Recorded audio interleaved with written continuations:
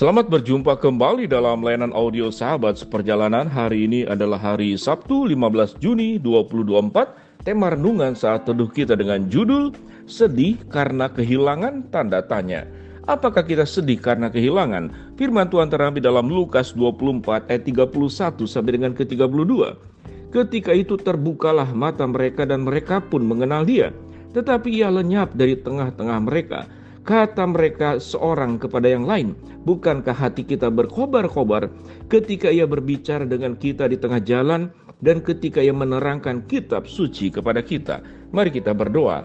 Bapa yang di dalam surga, kami sungguh bersyukur bahwa kami tidak pernah kehilangan sesuatu yang paling berharga, yaitu Kristus yang sudah lahir, mati, bangkit, naik ke surga dan tetap menyertai kami semua. Dalam nama Tuhan Yesus kami berdoa, amin.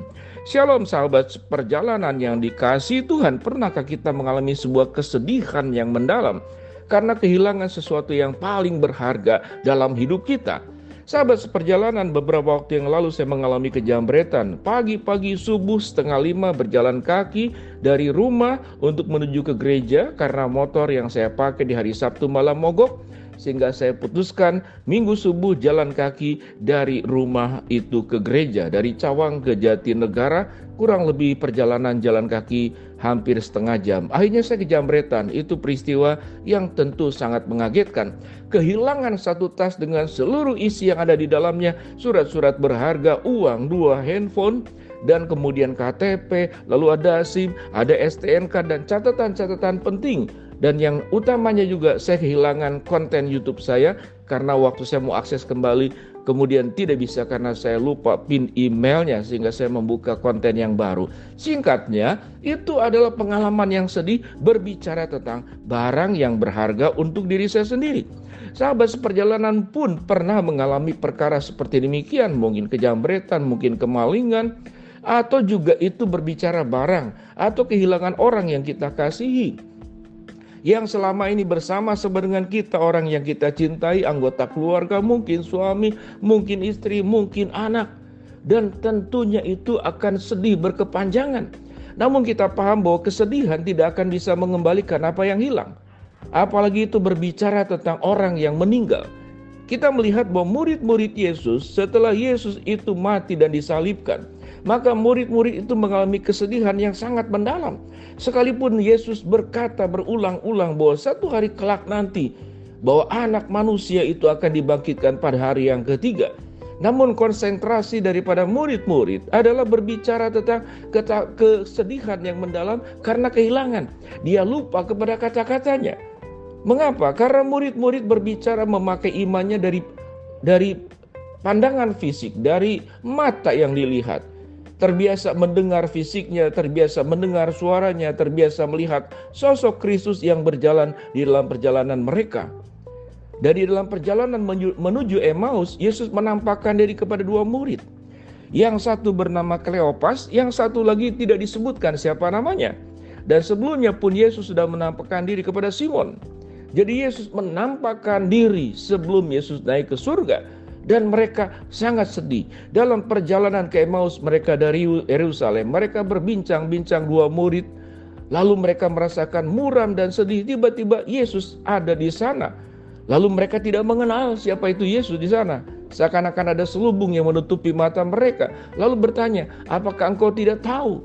Ada nabi, ada guru, ada Mesias sang juru selamat, yang oleh para pemimpin ditangkap, disalibkan, kemudian mati dan dikuburkan. Dan ada banyak ibu-ibu yang pergi ke sana mencari kubur Yesus. Tidak ada di sana kemudian mayat Yesus, bertemu dengan malaikat. Jadi mereka itu mengalami sebuah kesedihan yang mendalam dan lupa akan perkataan Yesus bahwa Yesus akan dibangkitkan. Lalu kemudian Yesus berkata, engkau adalah orang yang bodoh. Apakah engkau tidak percaya apa yang dikatakannya selama dia hidup kepada engkau? Dalam kondisi seperti demikian, akhirnya 2 murid ini mengajak Yesus untuk masuk ke dalam rumah mereka. Perjalanan waktu sampai ke Emmaus. Lalu dalam percakapan di rumah kemudian Yesus meminta roti, mengambil roti, memecah-mecahkannya. Pada saat itulah kedua murid itu kemudian terbelalak matanya dan dia yakin bahwa inilah Kristus. Namun dalam proses seperti itu, kemudian tiba-tiba Yesus pun menghilang kembali. Sahabat seperjalanan, Yesus dikatakan tiba-tiba ia telah lenyap dari tengah-tengah mereka. Kata mereka seorang kepada yang lain, bukankah hati kita berkobar-kobar ketika ia berbicara dengan kita di tengah jalan dan ketika ia menerangkan kitab suci kepada kita? Kedua murid pada akhirnya kemudian kembali ke Yerusalem menjelaskan kepada ke-11 murid bahwa dia bertemu dengan Yesus dalam perjalanan menuju ke Emmaus, dan mereka menjadi paham tatkala Yesus mengambil roti memecah-mecahkannya, karena itu yang dilakukan oleh Yesus semasa hidupnya dengan para murid, maka terbelalaklah mata mereka. Pada saat ini sahabat perjalanan, kalau berbicara tentang orang yang meninggal itu yang orang yang kita kasihi, kita lupakan saja berbicara tentang barang, itu pun sedih. Sahabat seperjalanan mungkin pernah kehilangan motor, kehilangan mobil, kehilangan harta benda. Sama seperti Ayub. Tapi tatkala kehilangan orang yang terkasih, siapapun dia, kalau Yesus menjanjikan bahwa setiap orang yang mati itu satu hari kelak nanti akan dibangkitkan, akan dipertemukan kembali. Kristus Sang Juru Selamat yang tidak hanya menghapuskan dosa, menyelesaikan perkara-perkara dosa kita, tapi Tuhan juga akan mempertemukan kita kembali dengan orang-orang terkasih. Kita tahu dengan jelas selama pelayanan saya puluhan tahun sebagai hamba Tuhan, sebagai pendeta, maka bertemu dengan orang-orang yang mengalami kesedihan mendalam karena ditinggalkan orang yang terkasih. Bahkan ada yang baru menikah 3 bulan, suaminya meninggal sementara istrinya sedang hamil. Maka ini perkara yang tidak mudah, menghadapi tantangan, menghadapi kesulitan hidup, mengalami kehilangan. Apakah tidak sedih? Sangat sedih dan sangat manusiawi. Namun kalau kita belajar dari Kristus, kita sedang mengadakan yang namanya perjalanan hidup. Dalam perjalanan hidup menuju Emmaus, kita tentu tidak berjalan menuju Emmaus, tapi kita harus menjalani kehidupan yang kita jalani sampai kita bertemu dengan Tuhan. Ada kemuraman-kemuraman, ada kehilangan-kehilangan yang terjadi.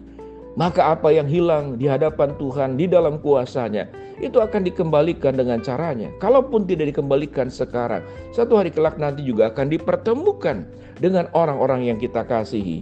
Dengan demikian sahabat seperjalanan, renungan kali ini, apapun kesedihanmu yang mendalam, kecewamu, khawatirmu, takutmu, Tuhan akan ubahkan dengan janjinya. Yesus yang mampu membangkitkan orang mati, lalu kemudian dihidupkan kembali, dibangkitkan kembali. Karena Yesus sendiri yang berkata, akulah kebangkitan dan hidup. Barang siapa yang percaya kepadaku, ia akan hidup walaupun ia sudah mati. Tidak hanya berbicara tentang kebangkitan satu hari kelak nanti, tapi di dalam keterpurukan setiap sahabat seperjalanan di dalam dunia ini, dalam kehidupan kita, Tuhan akan membangkitkan engkau. Muka muram yang dari 2 murid perjalanan di Emmaus juga seringkali menjadi muka muram kehidupan setiap sahabat seperjalanan saat sekarang. Tuhan akan ubahkan dengan pengharapan yang pasti. Tuhan akan gantikan apa yang sudah hilang. Tuhan akan pertemukan keterpisahan yang terjadi pada diri setiap sahabat seperjalanan. Mari kita miliki semangat, mari kita miliki iman, mari kita memiliki keyakinan bahwa di dalam Kristus tidak ada yang namanya kematian, takut, khawatir, cemas. Tuhan akan ubahkan dengan sukacita, kemenangan, kebangkitan, dan pertemuan suatu hari kelak nanti dengan orang yang kita kasihi. Mari kita berdoa. Bapa dalam surga, terima kasih buat kebenaran firman Tuhan yang kami pelajari. Hamba berdoa yang sakit Tuhan sembuhkan, yang sedang menghadapi masalah Tuhan bukakan jalan, yang sedang berdoa mengharapkan sesuatu Tuhan kabulkan dengan cara dan waktunya Tuhan. Di dalam nama Tuhan Yesus kami senantiasa mendapatkan sukacita pengharapan yang pasti. Amin.